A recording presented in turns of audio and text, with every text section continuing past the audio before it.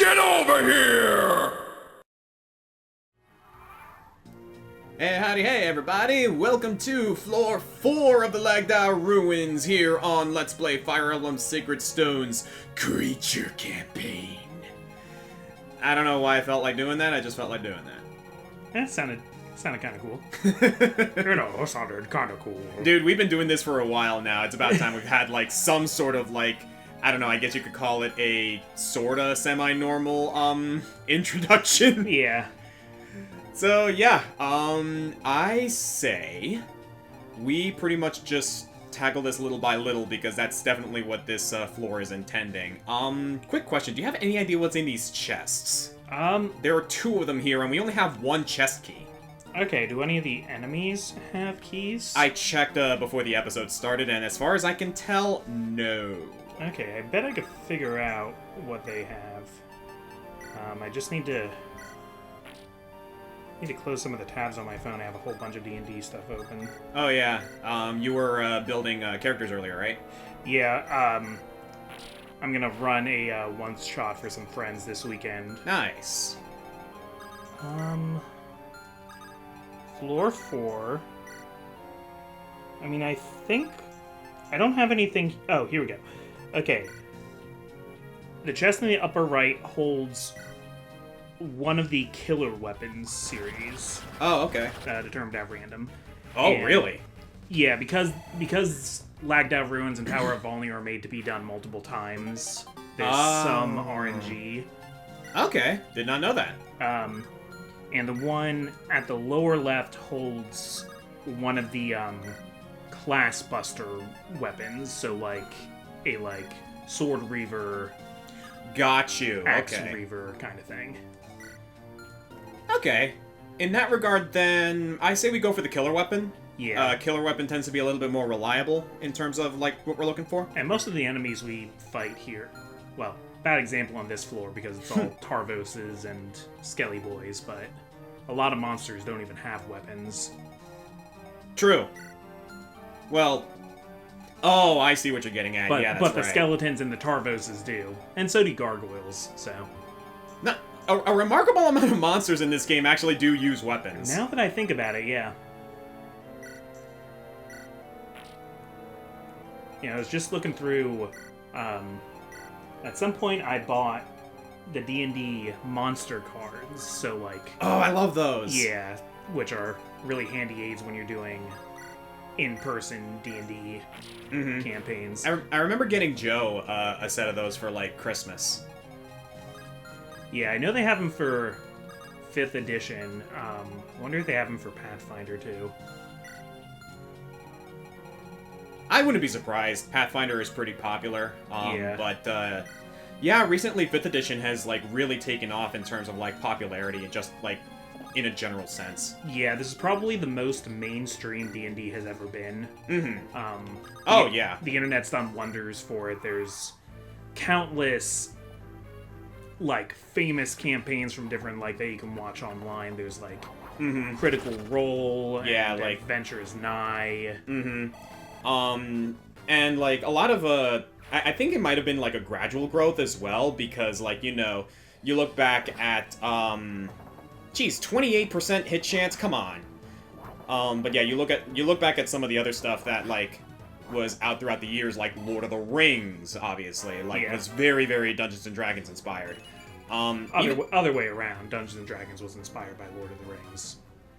Oh yeah, that's right, because it was the books were... Yeah, it was a book series first. Yeah. I suppose, like, I'm talking, like, in the general zeitgeist, you know what I mean? And I mean, you could also argue that, like, then, like, the Peter Jackson's, like, movies and stuff... Oh yeah. Probably took some back from D&D's. And then you look at things nowadays, like you said, Critical Role is very popular. The Dungeons & Dragons movie, Honor Among Thieves, was also really good. Baldur's Gate took off like crazy with the 3rd game recently, and holy smoke did people love that one. Really popular anime right now, Delicious in Dungeon. Oh my god. It's kind of D&D-ish. Kind of? It's very D&D-ish, if you ask me. It's everything except unofficial naming of things. Oh yeah. Like, it definitely takes its own liberty with things to build its own world of, like, like, instead of kobolds being, like, little lizard guys, they're dog people. Yeah. Which, like, is the case for certain other, like, fantasy realms, depending on the source material. Yeah, because a kobold is just a, like, Germanic word for, like, a kind of spirit or fiend or sprite. So, I mean, it's kind of like goblin. Before, like, all of, this mainstream fantasy stuff, there wasn't really a singular idea of what a goblin was in modern culture. Okay. See, I actually didn't know that. At least in terms of, like, the origins of kobolds. Yep. Yeah, a lot of D&D monsters are taken from just kind of all around the world, like, old sources of, like, names of things, and they don't even necessarily connect with what you might expect. Like, there's an old book from, like 1800 AD. It's, like, one of the first books to be called The Bestiary, and it really was, like, them trying to catalog all the different animals in the world, and it included things that were, like, tall tales. Oh, okay. And in that, it describes a Gorgon. Now, from Greek mythology, we know Gorgons to be what Medusa is. Yes. Snake people, snake hair. Yeah. Petrifying eyes and all that. And in this bestiary, there's a creature called a Gorgon, but it is instead a bull-like creature. Huh. That has very tough skin and poisonous breath that can petrify people. Okay. And I don't know what stories they heard from, like, local townsfolk that made them put it in the book like that, but then in D&D, in the monster manual, a Gorgon is the bull thing, and if you want the thing that Medusa is, that monster is called a Medusa. Okay, yeah, that's true. Huh. Okay. And a similar thing happens with a Lamia, because... Yes, that's true. In most fantasy things, a Lamia is like a person with a snake body. Mm-hmm. But in D&D, it's a top half is human, bottom half is, like, lion. It's like lion paws in the monster manual. Oh, okay. Yeah, that, like... I remember, that's, like, one of the things that they, mention in Delicious in Dungeon, like, the differences between, like, different monsters. Like, I kind of want to say it, but I also don't want to spoil it for anyone who's, like, watching, because, like, it is one of those things that's, like, kind of cool, yeah, like, to experience on your own. Yeah, it's very interesting how they get into... how they talk about it as if it's, like, biology and natural science. Which I think is super cool, especially because, like, that's the kind of thing that you wish, like, your D&D, like... adventures were kind of like. It's like, I'm pretty sure a lot of DMs, like, see Delicious in Dungeon, and it's like, yeah, this is a dream come true, because I would love for my campaigns to go this in detail when it comes to just the simple concept of food. Well, I believe Delicious in Dungeon is partially inspired by the mangaki's time playing D&D. Really? Yeah. Which, fun fact, is also true of Adventure Time. Pendleton Ward famously said whenever he had trouble figuring out what his characters should do, he'd get some friends together and they would, like, role-play the scenario on a D&D table. That part I didn't know. I do recall something about him being inspired by Dungeons & Dragons, like, to an extent. I just didn't know, like, the detail behind it. That's actually really neat. Huh. I also, like, I remember looking this up, but, like, there's, like, plenty of, like, sources, out there where it's, like, someone wrote a book inspired by their D&D campaign, which, like, ended up becoming a bestseller at one point. I don't remember for the life of me what the book is, but, like, it was apparently very popular at the time. Yeah, there's like, probably a lot of them out like, there. This was back, like, during, the early aughts, if I recall correctly. Yeah. I think I've talked before about, a book I read last year called Legends and Lattes. So it's a fiction book, but it is a story that is in a basically D&D world. There's, like, a few different, like they can't call things anything that's, like, trademarked by Wizards of the Coast, and there's a couple, right, of course. there's a couple, like, unique races, but it's clearly a D&D setting. Yeah. But the story is, it follows, I forget the character's name, but she is an orc. Yes. Who has been part of an adventuring party for a really long time. And she decides she's finally made enough money adventuring, and she kind of doesn't want to do that anymore. She doesn't want to, like, be a violent person anymore. And she's been saving up money because at one point during their adventures, they went to the, like, the gnome lands. Yeah. And she discovered coffee. And so she's taken all of her money and she's opening up the first coffee shop on the main continent. Huh. And it's all about her running her business. And it's really interesting. That's kind of sick. And, because you gotta think, like, most of the time when you're playing D&D, like a gold piece, like, gold is, like, the main, like, you know, there's also silver pieces and copper pieces, you know, they get smaller, but, yeah, like, a gold piece would be, like, enough for somebody to, like, live opulently for a day. Like, it would be, like, it would feed your whole family for a day. Yes. And it's something that adventurers are just throwing around of, like, okay, we need, like, 200 of these for our armor. Like, you could feed 200 families with what your armor costs. That's true, actually. So, I mean, it establishes that, like, she comes in with, like, all of her adventuring money, and she, like, immediately, there's, like, an old building, and the dwarf who, like, happens to own that one is, like, at the bar and stuff, and, like, looks her up and down and is like, oh, you're an orc? Like, oh, wow, you speak really good for an orc. Well,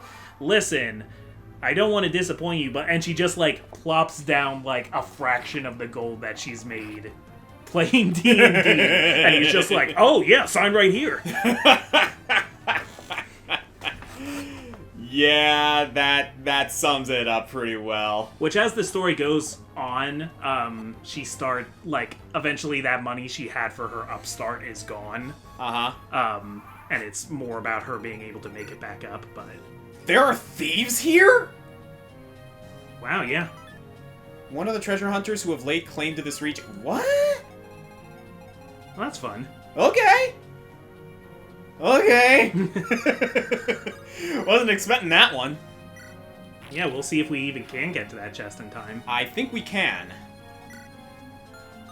But yeah, really good story. It's also very gay.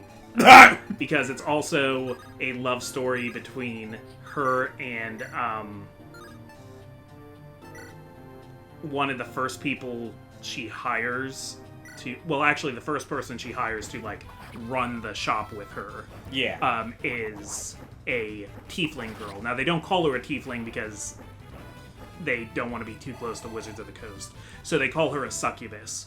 But she's not, like, a succubus like in D&D where she's, like, a crazy powerful demon thing. She is somebody with, like, a pretty normal-looking person, but, like, her skin is pink and she has little horns.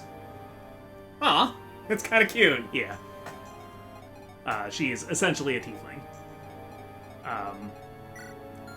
Great book. There's also a prequel book that I have, but I haven't gotten to yet. I also hire a character named Thimble, who is they call him a ratkin, but he's like a rat folk in Pathfinder terms. Mm-hmm. And he becomes their chef, so he makes all the pastries. Oh, that's cute. And he always whispers. Ratkin always whisper. So they're just...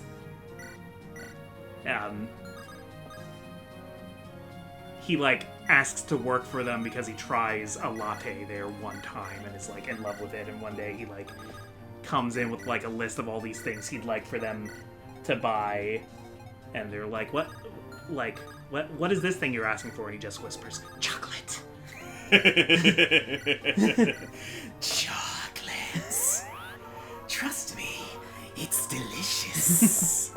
And that sounds like someone who's, like, trying to, like, scheme you, but in reality he's talking genuinely. Yeah. And they're just like, first day at work, they're like, okay, so, like, we agree, like, you're going to make 10 silver a day, and coffee is on the house while you're working. And so then all right, so you ready to have a tour of the kitchen? And he's like, coffee first. Oh, that's hilarious. I love it.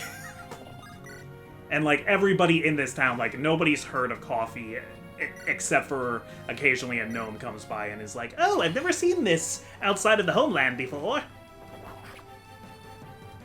Huh. And it's a lot of...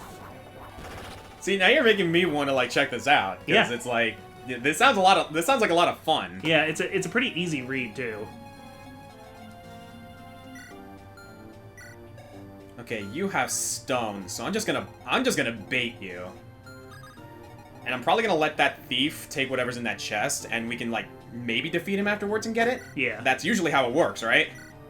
Yeah. Yeah, if he has it in his inventory, it should drop when he dies.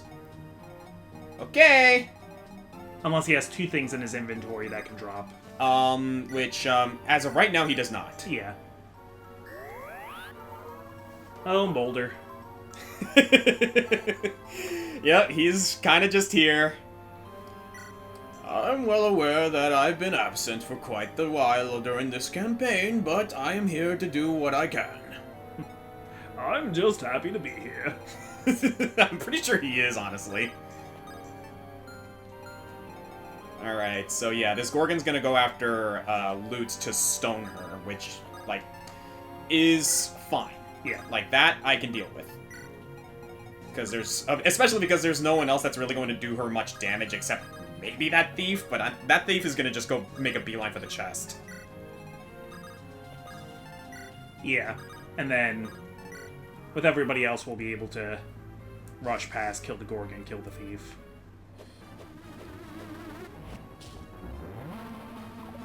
Nice! Good dodge.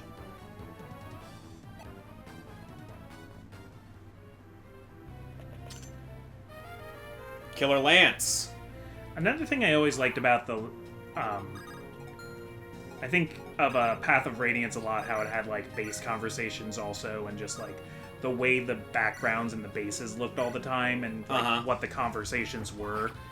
That, like, I always had a sense that the characters that I didn't bring into battle a lot were still, like, doing stuff behind the scenes. Yeah, I remember we had this conversation in Radiant Dawn when, like, everyone else goes into the tower and they kind of, like, make it clear that, like, all the rest of the army is holding the front at the entrance of the tower to make sure no one else goes in. Yeah. Which, like, I guess also you could say, like, in Fates and Three Houses and Engage, you know, you can see people standing around at the... I mean, all Fire Emblem games do that to some extent, where they talk about, like, the chores that need to be done to upkeep an army. Which, like... That's a thing that I find, like, fascinating to me, is that they don't really emphasize that. At least not as much as they do in Tellius. Yeah. Like, in Tellius, like, they have, like you said, the base conversations that make it evidently clear that that's what's happening. Because, like, you think about, like, Erica's life before the story starts, or Marth's life before, like, all them, you know, are in big kingdoms that are, like, fully staffed and everything. Yep. With Tellius, like, you meet every member of their little stronghold. It's the Grail Mercenaries. There's only, like, 11 of them. Yeah. And, like, everybody seems to have a role. Even, you know, Mist and Rolf aren't out fighting yet, but it talks about, like, oh, Mist is helping Oscar with dinners all the time. And... Oh yeah, like, it is made evidently clear that, like, Mist not only is the one who enjoys doing those basic chores for the army, like, she sees genuine value in it. Yeah. And she's good at it. Like that's the thing. Like, is that, like, your typical thing to give a character like that? Maybe, but hey, like, it's a thing she's good at, so there you go. Here's a little game for you. Okay. Pick a random character from Fire Emblem, and let's try and, like, take a wild guess as to, like, when they're not in combat, what are they doing? Okay. So, what is, so what's Joshua doing when they're not in combat? Oh, he's gambling. Yeah. In kind of that sense, though, I feel like Joshua would be the kind of guy who kind of, like, keeps an eye on, like, anyone who tries to swindle the army, I guess. Yeah. Like, he's the guy who's, like... That would be, like, his job while he's traveling with Erica. Yeah. Other than that, like, no, he's totally making bets. It's like, hey, listen, Ross. 5 silver says that Seth comes back with a gaping wound in his chest. Seth with a wound? You're on! Nothing can hurt Seth. Well, looks like I won that bet. Though something tells me that Erica is going to be very angry with me later. Yeah, I wouldn't smile so much about this, Josh.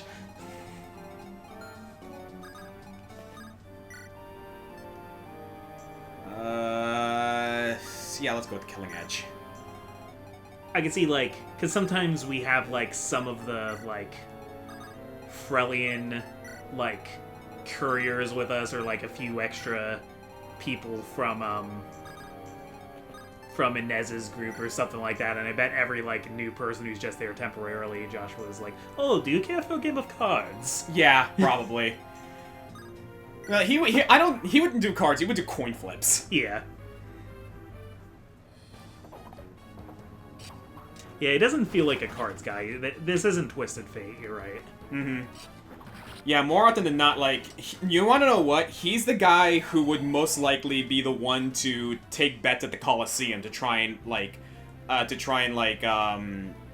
grow the army's, like resources, like, or funds, you know?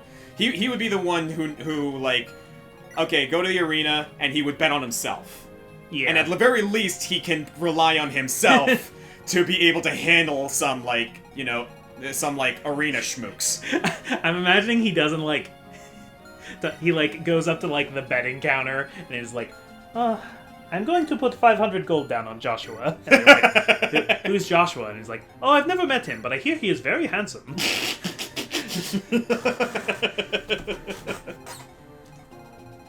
They say he just rolled into town.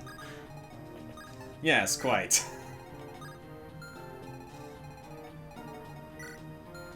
So, what's Cyrene doing? Cyrene. Cyrene's also somebody I think who is especially there as a soldier, so she's like... I think she's tending to Pegasi a lot, and I also... No, this one's more Vanessa. I think Cyrene, like, feeds and grooms all of the flying mounts. Oh, okay. I think Vanessa is, like, the postmaster general for their little group, where I think all messages that come to the army go to her and she sorts them. That I can see, because, like, you were saying, like, she would, like, look after, like, the Pegasi, kind of in a similar vein, because that would be what Marianne would be doing in, like, Three Houses, except she's actually, like, looking over horses, like, the actual horses. Yeah. Though it is implied that she does look after the Pegasi as well. Yeah, because I think they're all in the same stable eventually. Yeah. But yeah, like, Cyrene being, like, you know what, actually? The other thing I can totally see Cyrene doing is scouting, because she's kind of like Inez's quote-unquote spy master, in a way. Yeah. So, like, you know, once she delivered that last report after, like, they started, like, making their way towards Roston, like, that, like, Inez was basically, okay, that's your final report, you're with us now. Yeah. And I imagine she still goes on scouting missions, probably with Vanessa for all, like, for all we know. Yeah, and then maybe Tana does more of the taking care of the Pegasi when they're not around.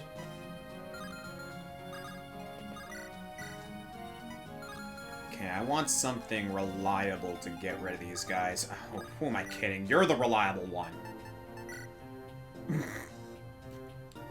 Yeah, that'll do it. That'll do it. Call me old reliable.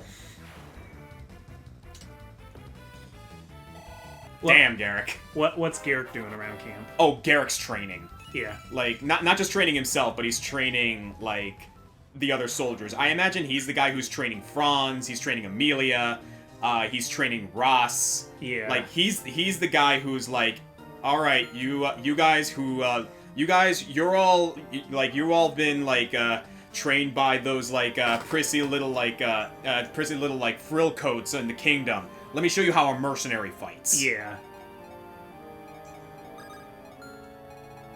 Like, Seth, since he had his injury, he's taken more of a backseat role, and he's running drills through some of the soldiers and saying all right, keep your arms up when you thrust the spear or something. And Garrick's off to the side eating an apple, and he says, "Oh, well, nobody's actually gonna attack you like that in the real world." Fair, though. At the same time, I feel like Garrick would be the kind of person who would respect Seth. Yeah. At the end of the day. But he would also give him lip. Yeah, he's not being an asshole about it, but yeah. And Seth's yes, but it's a training exercise. This is to get them in the I've seen battle too. And Garrick's yeah, but don't you think you should tell them about? I think the mercenaries. So you got Garrick and you got Marissa. And I feel like Marissa would just be on her own, but she would do her own weapon upkeep. Yeah, I think both of them are mercenaries and are being paid to be there. And I think so they don't necessarily have to do any extra work besides fight when it's their time to fight, but I think Garrick's always just helping out and talking to people, and I think Marissa, it doesn't occur to her to do anything more than the job. If somebody asked her for help, she'd be yeah, sure, but yeah, no, Marissa seems like the type of person who would be fine just sitting around until she has to do her job. Yeah. Garrick is the type of guy who would be I need something to do, I'm gonna go find something to do. Yeah, Garrick and Tethys are getting to know everybody, they're helping out wherever they can. Okay, we got a couple of demon surges here. I think I know how I can handle this, actually. As a matter of fact, you got a longbow, so... Ooh, this actually might be perfect. What do we got down here? Demon surge and an iron bow. Perfect. Alright.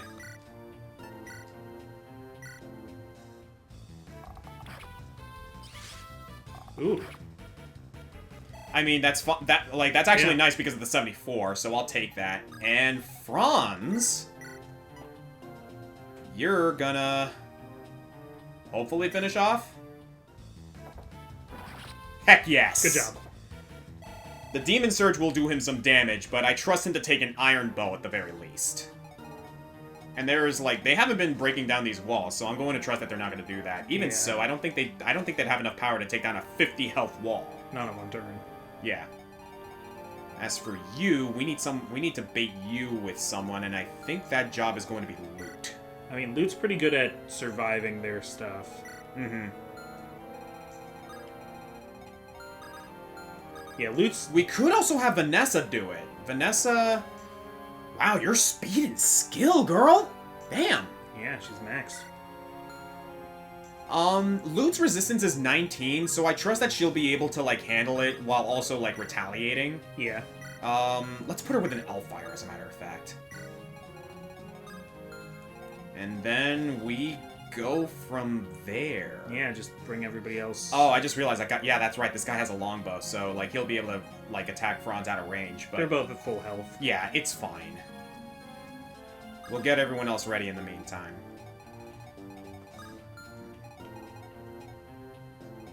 Yeah, Franz would definitely be training, probably doing some, regular household chores as well. Yeah. What would Inez be doing?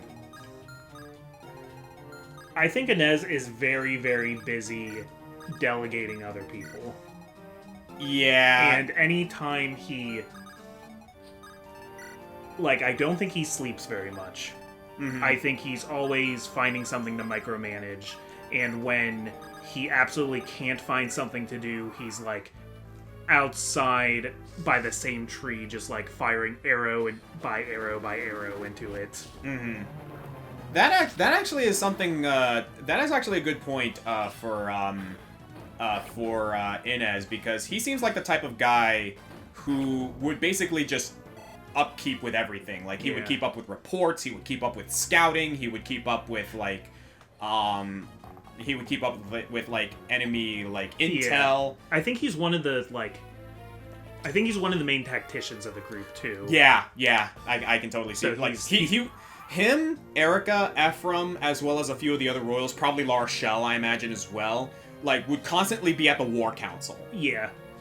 Like discussing strategies, discussing like what needs to be done with the army, what needs to be. Nobody expects La Rochelle to like really like have good advice, but every once in a while she just like pulls out this brilliant idea. Oh yeah, like that's the thing with La Rochelle that I appreciate is that she's a very people person. So I imagine, damn Marissa. Whew. You know what I actually like about that dynamic, right? Yeah. La Rochelle would be the humanitarian to Inez's more logical thinking. Like Inez definitely cares for the people as well. But, like, I imagine Inez would come up with a strategy that, like, might put, like, the troops,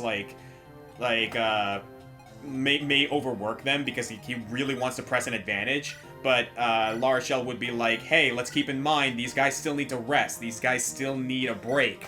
How about this? Let's give them some more time, and maybe we can execute that plan in the morrow rather than tonight. And Inez would be like, okay, yeah, maybe we do have time for that, so very well, let's do it that way. Like, La Rochelle, I imagine, is, like... She's the heart of the group. Yeah. In a way. Do we have a 5-man band with the Royals in this game? Ooh, if you count Leon, we do. Barring him, I mean, Joshua is a Royal. The game just doesn't really treat him like one cutscene. Yeah. Because it doesn't know if you're going to see that cutscene. Mm-hmm. But yeah, Erica and Ephraim are Hero Lancer depending on what version. I argue... Okay, so this is going to be a bit of a weird way to go about it, right? Yeah. I would argue that both of them are the leader. Yeah. Because they're definitely the whole... It's the whole two sides of the same coin argument. Like, are they good separately? Yes, but they're best when together, and together they definitely form the leader. Inez, I would say, is the Lancer. He's definitely the Lancer to Ephraim, so yes, yeah. Absolutely. I feel like he's also kind of the guy with the plan. That's true. He would be the brains of the outfit, wouldn't he? Yeah, but I mean, it can be a little bit mutable. That's true. These roles can blend into each other a little bit, especially since we have this like double hero setup. Mm-hmm. Yeah, it's just fun to think about. Like if he were here, I think Leon would be the guy with the plan. That's true. He also has expressed being the intelligent one for all intents and purposes. Yeah. Or maybe Seth's the one with the plan, because he usually... That's true, but, like, I think it is established that Inez, for all intents and purposes, is smarter than him, at least when it comes to, like, the grand scheme of tactics. Yeah. Seth would definitely be the guy for, like, immediate tactics. Like, he's, like, the battle tactician. Inez is the campaign tactician. Yeah. I feel. I think it's a little bit of a, like, intelligence versus wisdom sort of thing. Uh-huh. Because I think Seth is more experienced, but Inez has, like, had all the best tutors and has read all the books. Yeah. And, you know, plays chess daily. I like how they established that in Fire Emblem Fates, where, like, Leo is a big fan of chess and he plays daily, and Takumi plays a similar game in his country, and it's shogi. Yeah. Yeah, that is pretty cool. Yeah, they definitely have the whole 5-man band thing on both fronts when it comes to Fire Emblem Fates, for better or worse. But like, again, I've talked about that in the past, especially with Josh and Ari. Yeah. And like we've expressed that it's something that like I feel is like a wasted opportunity. Like they could have totally like done a lot better with that, but I digress on that end.